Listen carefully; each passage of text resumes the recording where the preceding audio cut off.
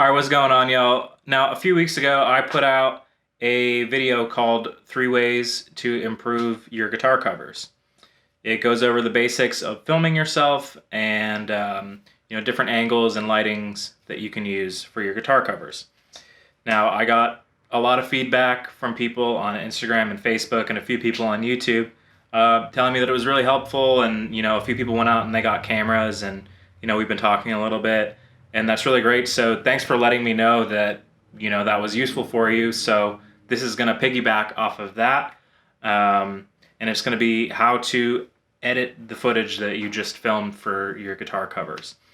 Now, the reason I'm kind of getting into this, and I didn't really ever think that I was going to do editing tutorials, but there's two worlds that I see. I see like the filming, like videography world on YouTube, and I see the music side of things. And the music side covers the audio, and the filming side just covers like basic filming stuff, but there's nothing that really like meshes those two together for you. There's nothing that like explains, like, you don't know to look up 3-point lighting, but if you watched that last video, like, that's exactly what I go over. I don't tell you that it's 3-point lighting because it's not necessary for you to know that it's called that. It's just, this is how you set it up. So I want to make things easy for you guys. I want people to just be putting out the best that they can put out, and especially where we're all at right now, like stuck at home. It's like, you want to be working on your music. There's got to be things that you can do. It's a great time to start putting out your music, whether it's your own originals or like you're just covering things, because a lot of times when you cover songs, people see that like you can play, so they reach out, and then maybe you join a band, and like then you get to follow your dreams and just like do your thing. So I want to enable that as much as possible. So what we're gonna do is I'm gonna film myself playing, and then we're gonna jump right into my computer, and I'm gonna show you how to put together one of these videos. Right up front, the things that you're gonna need to have filmed yourself playing from a few different angles. If you need help with that, just go back into my last video. I'll also link it in the description on how to film yourself and how to set up the lighting and everything. You'll obviously need your guitar, your amp. You'll need to record yourself. If you don't know how to do that, and there's a lot of you asking for that, I can go over how I do it. It's nothing fancy. It's nothing crazy. And the third thing that you will need is you'll need an editing software. The three major ones that I think most people use are either Adobe Premiere, DaVinci Resolve, or Final Cut. There's like Avid Media and all sorts of other things as well. But those are the three main ones. I will tell you, Premiere and Final Cut, you do have to pay for them.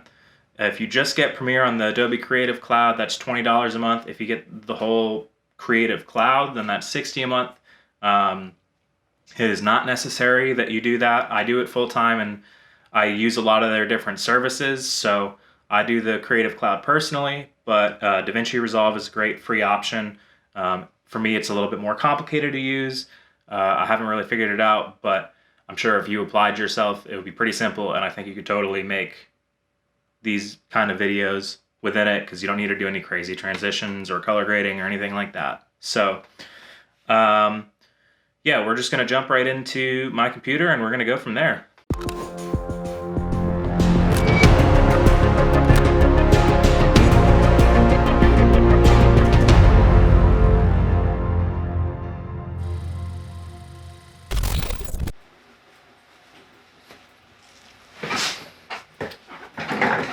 Alright, it's about time to get started. Let me just pour myself a cup of coffee here.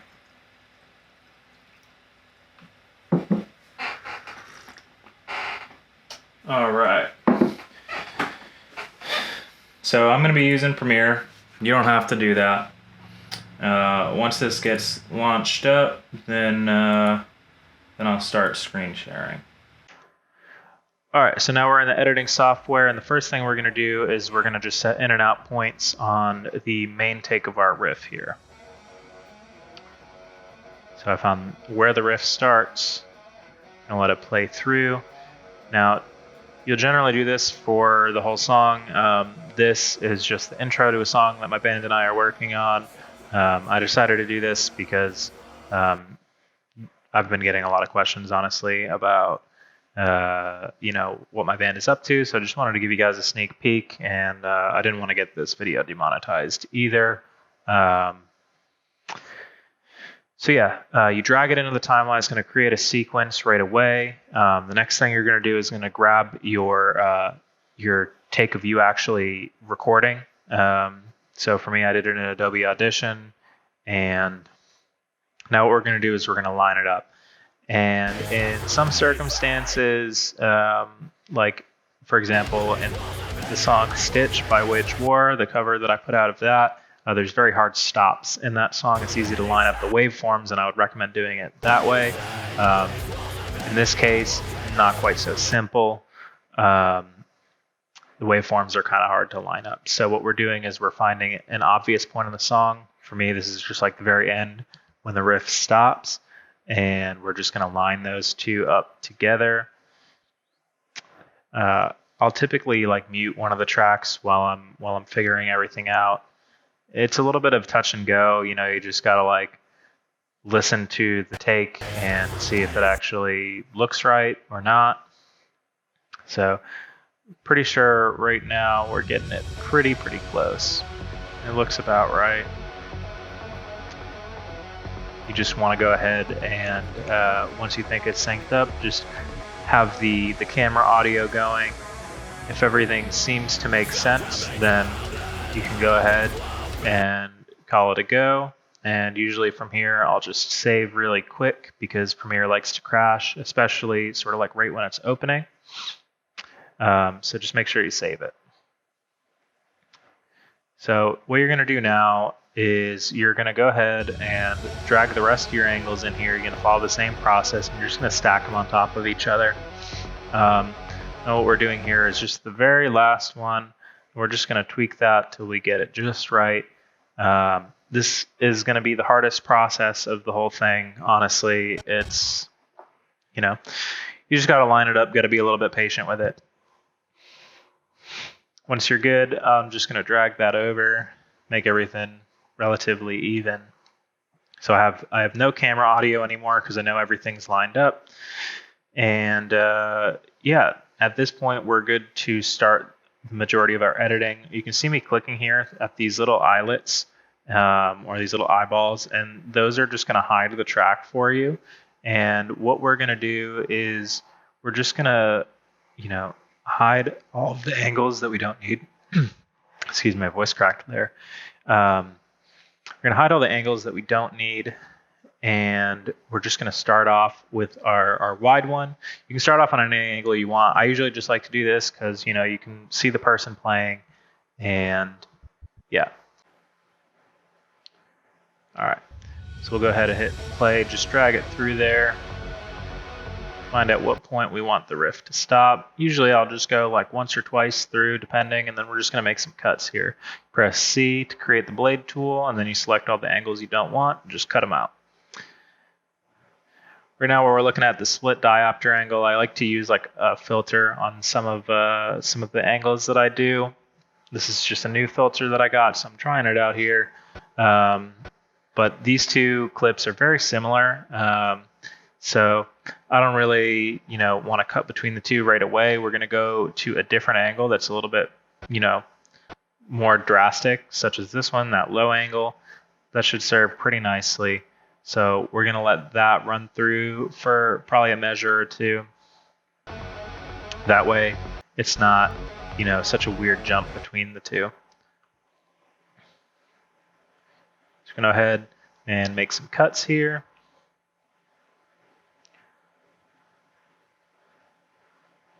We'll cut everything. We try to keep this nice and organized.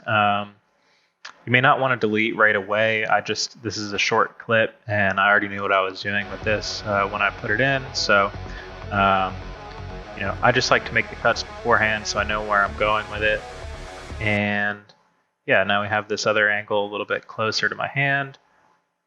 And again, I want to get to the split diopter part because I think that's kind of cool. So we're just switching it up a couple times. See how that transition looks. I guess you could say none of these are really transitions because it's all tripod shots, but there's still a finesse to it. You don't want to cut between two angles that look too similar.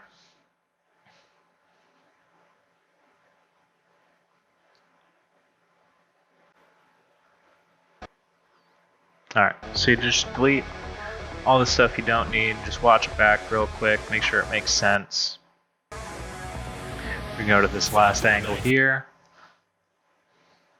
Same sort of thing, just delete all the stuff that you don't need. Good to go.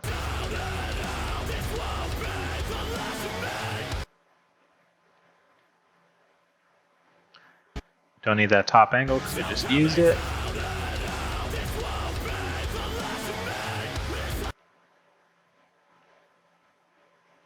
Now, part of the reason that we're switching angles so much here is it keeps the viewer engaged. This is true of all forms of film, and it's true of guitar covers, music videos, all that sort of stuff.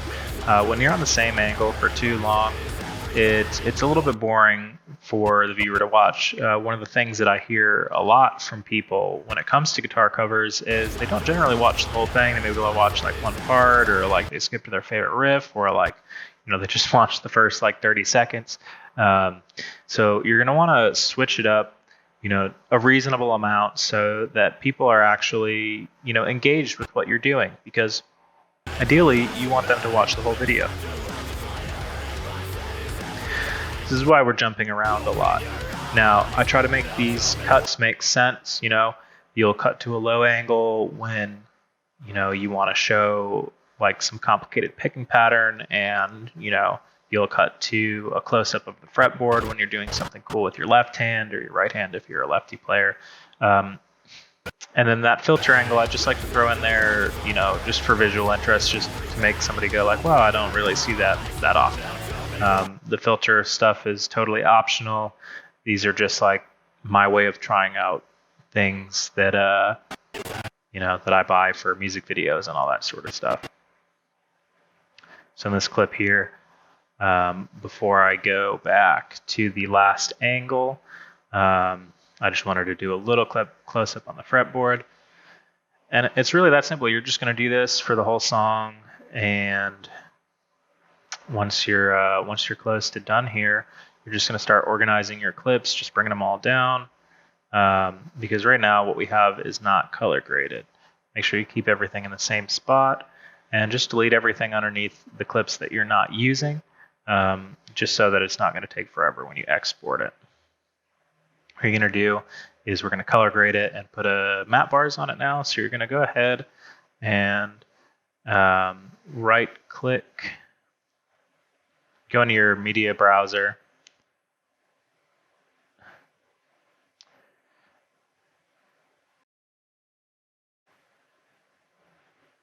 okay, so you right click, create a new adjustment layer, drag that over, do the same thing again, drag it over. Now on one of these, what you're going to do is you're going to go into your Lumetri color panel, and you can either grade it right away, but a lot of the times it's just easier to do a LUT. So go ahead and go into the Creative tab, then go to that little section right there, and we're going to open up menu and just find the LUT that you want to use. If you guys are interested in me making a LUT for guitar covers, I can do that for y'all. Otherwise, you just find one that you like. Now, for some reason, my screen recording isn't showing the drop-down menu, but just grab the LUT that you like. This will be a nice little starting point, and then you just tweak some things to make it look good. Exposure affects brightness, contrast affects, the difference between light and dark there. And the higher the contrast, the more punchy it is. And then, you get the point. We're onto the matte bars now. I like to do 8 for things like this. Sometimes I do 12 for more like cinematic, like music videos and stuff like that. But, between 8 and 12. And then from here, we're really just going to be adjusting, the height of everything and making sure it all looks good within here. Just go ahead and do a quick render. You can do that by going into sequence and then scrolling down the drop down menu to you see render in to out. To get to those in to out points the same way that you selected your clips in the very beginning of this, you just press I for the beginning of where you want to start rendering and O to the out, and then you just drink some coffee or something while you wait for this to render. If you have a fast computer, it'll go quick. If you have a slow computer, it'll go slow. So just keep that in mind. I do render a couple times just to make sure everything looks right. We're going to go into the drop down menu here, and we're just going to do a dip to black. We're going to put it on that first clip, just so it kind of fades in nicely and it's not like an abrupt change. Just going to cut that down because it's going to fade in too slow otherwise. And the next thing that we're going to do is maybe we'll add some text. That's typically what I do here. So you press T to get to the text tool. And then you're going to type in maybe like the name of the song and then guitar cover, or however you want to do it. This step is totally optional. I typically throw it in here. This song is called Burn, and then we just type guitar cover and keep it rolling.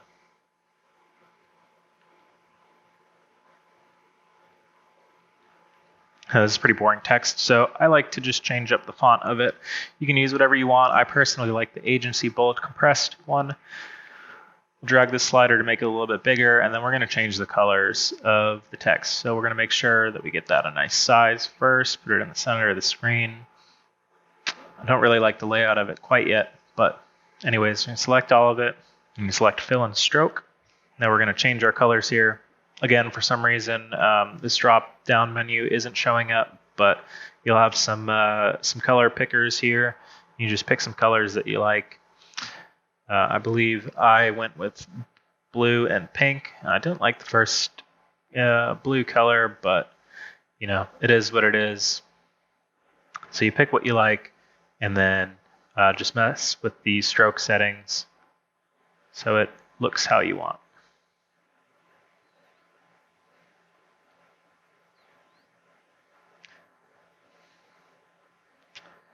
I like to do opposite colors for this sort of thing, and like I said, the blue is kind of ugly here, so we're going to go ahead and change that up a little bit.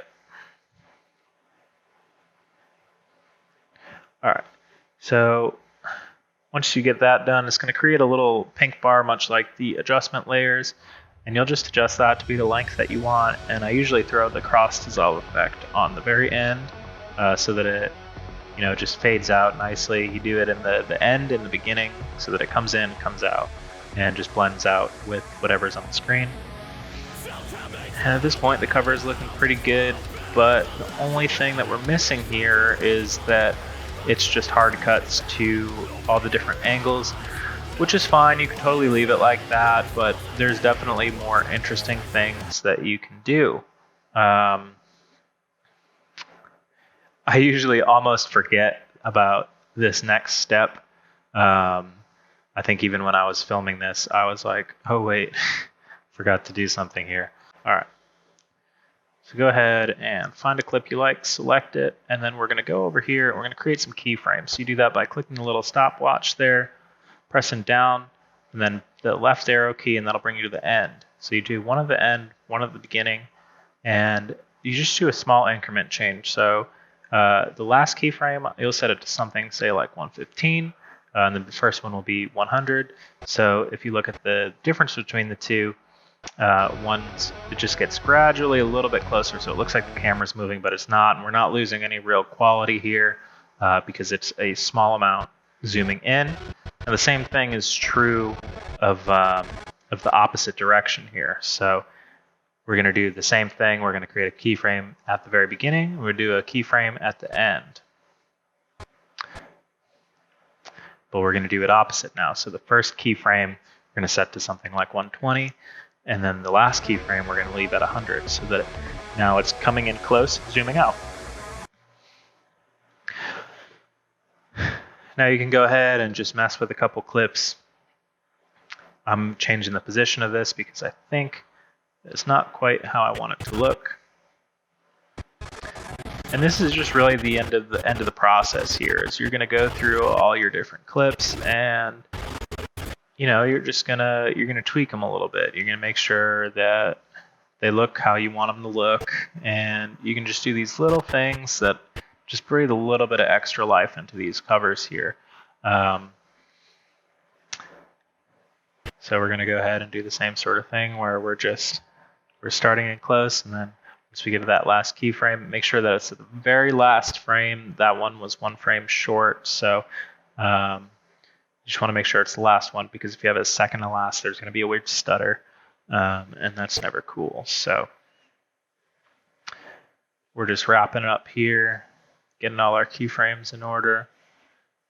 And this cover is pretty close to done.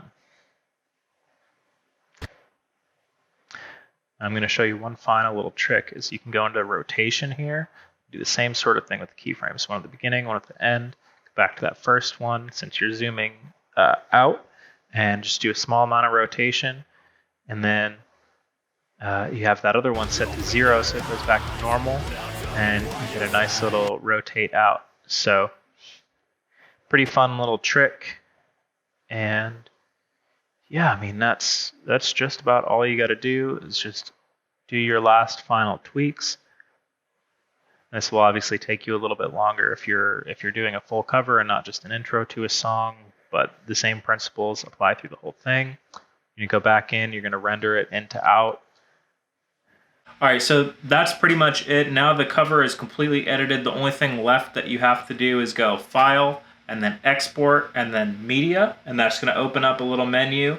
You're going to go under the preset at the top. You're going to find either YouTube 1080 or YouTube 4K, whichever one you filmed in. And the only things that you're going to change from that is under the Video tab, you're going to select Render at Maximum Depth. You're going to check that box, and then you're going to check Use Maximum Render Quality. And if you want to get a little bit of an extra boost, I also suggest under the bitrate settings to go to VBR2 pass, and then depending on whether you're 1080 or 4K, you just choose between 20 or 40, I think. So it'll usually get that right for you. And then you can, if you hit Q, it'll open up the Adobe Media Encoder. That's what it is. I usually do that one just because it renders a little bit smoother for me. But you could also just hit export from that moment on, and that would work just fine as well. I didn't show that on screen because for some reason the screen recorder that I'm using doesn't show pop up like dialog boxes, so you wouldn't be able to see any of this anyways. And at this point, we're really at the end of the video here. So what I'm going to do is I'm going to let you see the full quality version of what we just did and hear a little bit of the song.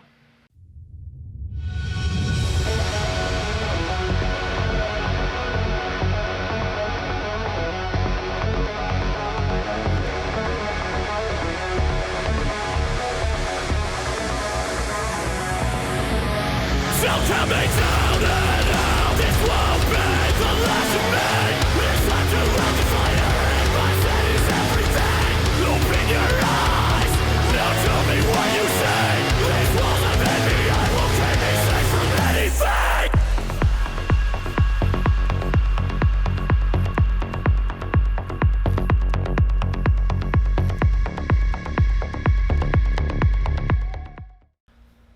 Alright, now we're at the end of the video, so thanks so much for watching if you got this far. Hopefully this video was helpful. If you have any questions or there's other things that you'd like to see, feel free to comment them down below. If you like this video, please give it a thumbs up. This sort of stuff does help boost it in the algorithm, and if you can't tell by now, these videos are monetized. I don't get much from it, but you know, any little amount helps right now. This is basically my only source of income outside of the few projects I'm able to book during this current situation. So I appreciate you watching. I appreciate you sitting through everything like that. Always here to help. So if you want to see more videos like this, feel free to subscribe as well, and I will catch y'all in the next video.